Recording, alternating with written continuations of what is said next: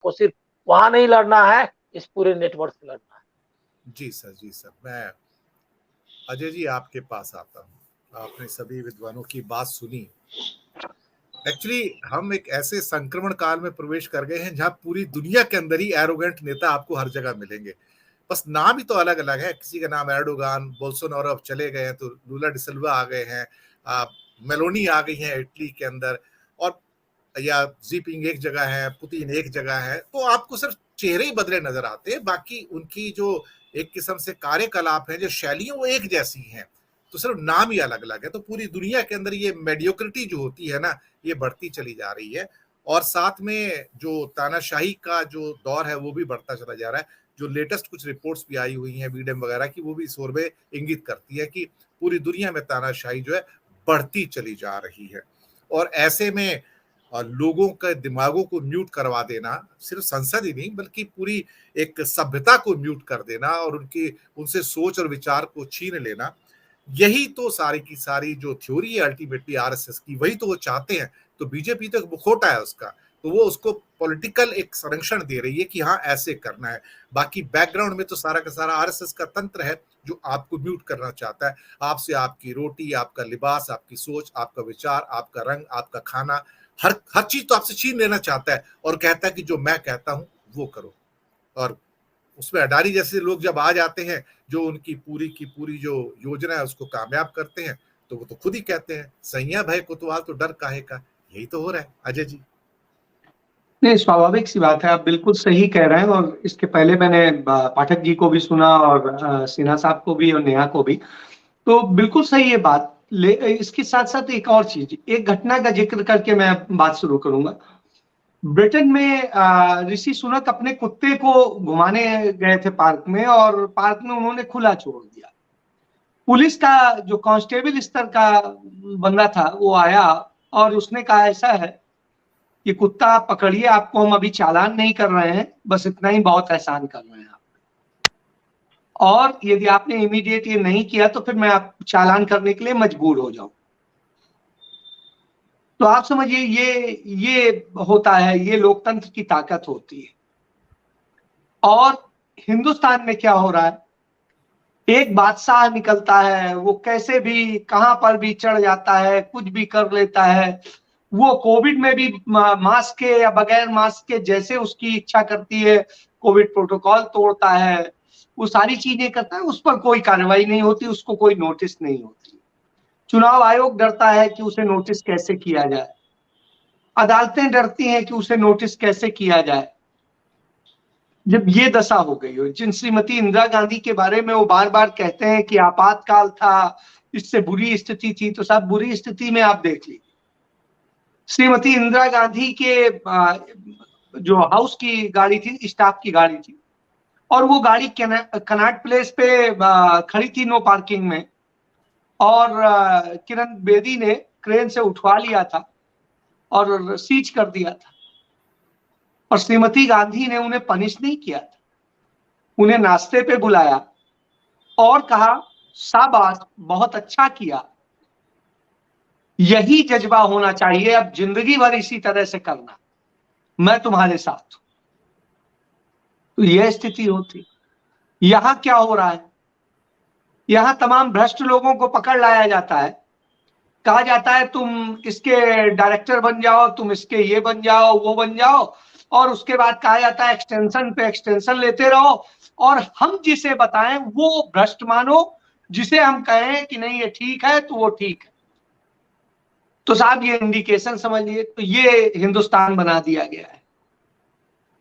यदि राहुल गांधी लंदन में कहते हैं कि लोकतंत्र को खत्म करने की कोशिश हो रही है, उन्होंने ये नहीं कहा खत्म हो गया है, खत्म करने की कोशिश हो रही है, तो उस स्थिति में आप शोर मचाते हैं, आप कहते हैं उन्होंने अपमानित किया और सारी चीजें की, लेकिन आज उसका सबूत संसद में मिल गया। जब कांग्रेस के सदस्य बोल रहे थे कि हाँ सब बोलने दीजिए, राहुल गांधी को अपनी बात रखने दीजिए, भारतीय जनता पार्टी के सारे लोग जो बोलना चाहते हैं वो सदन में बोल ले रहे हैं। उस समय कोई बात नहीं है, वो कोई भी स्थिति नहीं है। उसमें सब सदन ऑर्डर में है। और जब कांग्रेस पार्टी के नेता राहुल गांधी कहते हैं कि यदि मुझ पे आरोप है तो मुझे उन आरोपों पे बोलने का हक है, और सफाई नैसर्गिक न्याय का सिद्धांत है, दोनों पक्षों की सुनो, तो साहब वो तो होना चाहिए था। तब पहली बार हिंदुस्तान के इतिहास में ये भी हो रहा है कि उसका भी म्यूट कर दिया जा रहा है। तो पहले तो आप माइक ही बंद करते थे, अब तो सब कुछ कुछ दिनों बाद हो सकता है कहने सब अंधेरा कर दिया जाएगा। तो कर देंगे, अंधेरा तो जीवन में कर ही दिया है, देश में भी कर दिया है, तमाम सारी चीजों में कर दिया है। तो वो स्थितियां सामने मौजूद हैं। और जब ये मौजूद हो तो इससे ज्यादा और शर्मनाक स्थिति क्या होगी कि जिस हिंदुस्तान में हम गर्व करते हैं, बार बार प्रधानमंत्री कहते हैं, मैं अभी यहाँ चंडीगढ़ में कई बसों में लिखा हुआ देखता हूँ G20 मदर ऑफ डेमोक्रेसी। तो साहब मदर ऑफ डेमोक्रेसी को विधवा तो आप कर रहे हैं, और उसके बाद विधवा विलाप आप कर रहे हैं। दो चीजें, विधवा कर रहे हैं और फिर विधवा विलाप कर रहे हैं। तो यह स्थिति आप रोना रो रहे हैं कि नहीं, आपने बाहर जाके डेमोक्रेसी को बदनाम कर दिया, आपने यहाँ के सदन को बदनाम कर दिया, आपने महामहिम जो विश्व गुरु हैं उन्हें बदनाम कर दिया।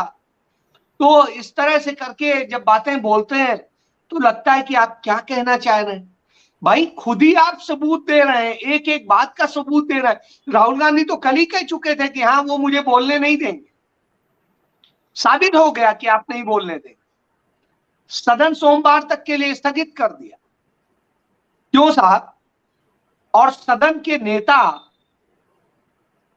प्रधानमंत्री नरेंद्र मोदी 5 दिन से कहां लापता है? वो तो देश में ही थे, कहीं बाहर नहीं थे। राहुल गांधी तो चलिए लंदन से आए थे और आते ही वो सदन में गए। आप कहां हैं? आप तो कहीं नहीं दिख रहे हैं। ये इस बात का सबूत है कि सदन न चले, इस बात की सिर्फ रणनीति है, और इसके लिए सारे शोर। राहुल गांधी ने गलत क्या कहा? जो शशि थरूर ने कहा बिल्कुल सही कहा कि राहुल गांधी किस चीज के लिए माफी मांगे? उस अपराध के लिए जो उन्होंने किया ही नहीं है। तो आप संसदीय परंपराएं और सारी चीजें आप चाहते ही नहीं है। राकेश जी ने बिल्कुल सही बात कही कि आप तो ये है कि हाँ बस थोड़े दिन बाद में अचानक घोषणा होगी कि साहब अब जो है एक नरेंद्र मोदी एक महान कार्य करने जा रहे हैं, पहली बार करने जा रहे हैं, और देश के अंदर वो व्यवस्था होगी कि सब चुनाव का खर्चा खत्म हो जाएगा, इसका खर्चा खत्म हो जाएगा, और सब कुछ जो है इस तरीके से इतनी महान डेमोक्रेसी बनाएंगे, इतना हम डिजिटल इंडिया हमने बना दिया है कि अब बस नेट से ही सब कुछ हो जाएगा, और जियो का जो मोबाइल है वो तय कर देगा कौन है प्रधानमंत्री, कौन है मुख्यमंत्री, और इसलिए आप सब बैठिए घर में। तो सब संभव है, क्योंकि उन्हें पता है इस देश की जनता कायर है, मक्कार है, और इस देश में इस देश की जनता से ज्यादा मक्कार कोई नहीं है। यदि नहीं होती तो हिंदुस्तान के अंदर आकर के शक, हूण और जाने कितने कितने अंग्रेज, मुस्लिम सब आके राज न करते। खिलजी वंश हमारे यहां तकरीबन 100 साल राज न करता, तुगलक वंश हमारे यहां तकरीबन 100 साल राज न करता, मुगल हमारे ऊपर 300-400 साल शासन न करते, अंग्रेज हमारे ऊपर 200 साल शासन न करते।